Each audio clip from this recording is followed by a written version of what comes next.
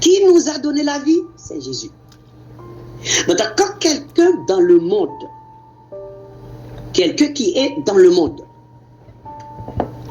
et que cette personne accepte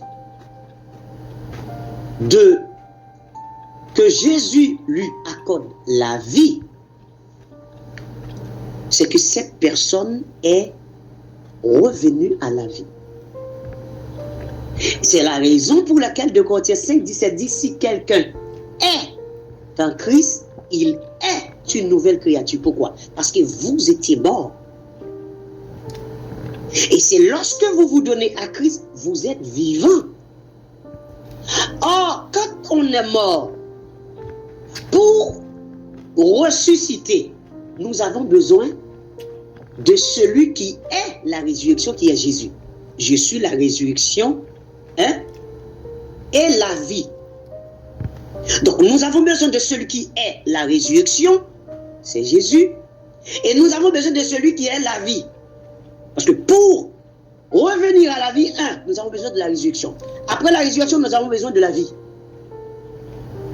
Donc, nous sommes ressuscités et nous avons pour vie, Colossiens 3, 4, Jésus.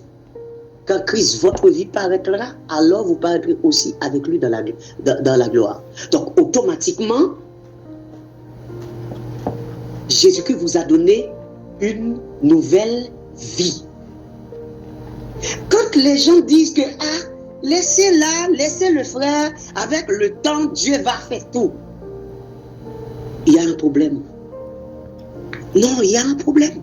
Parce que les brebis ne résistent pas à la parole de Dieu. Les brebis ne résistent pas à la voix de Dieu. Les brebis, dès qu'ils écoutent, ils entendent la voix. Dès qu'elles écoutent, elles entendent la voix de Dieu. Les brebis obéissent. Parce que la parole du berger, ce n'est pas la parole d'un homme. Ce n'est pas ma parole. Vous ne me suivez pas. Vous n'êtes pas avec moi. Vous n'êtes pas mes fidèles. Vous n'êtes pas mes brebis. Vous n'êtes pas mes membres. Parce que moi, je suis un fidèle. Moi, je suis un membre. Moi, je fais partie de l'église de Jésus-Christ. Moi, je suis juste un membre de l'église comme vous. Donc, nous sommes tous les membres du corps de Christ. C'est-à-dire, vous suivez Christ. Maintenant, quand l'apôtre dit dans 1 Corinthiens 11, 1er, soyez donc mes imitateurs comme je le suis moi-même de Christ. Maintenant, vous pouvez imiter l'apôtre Paul de la façon qu'il marchait avec Christ. Vous pouvez imiter une servante de Dieu, un serviteur de Dieu.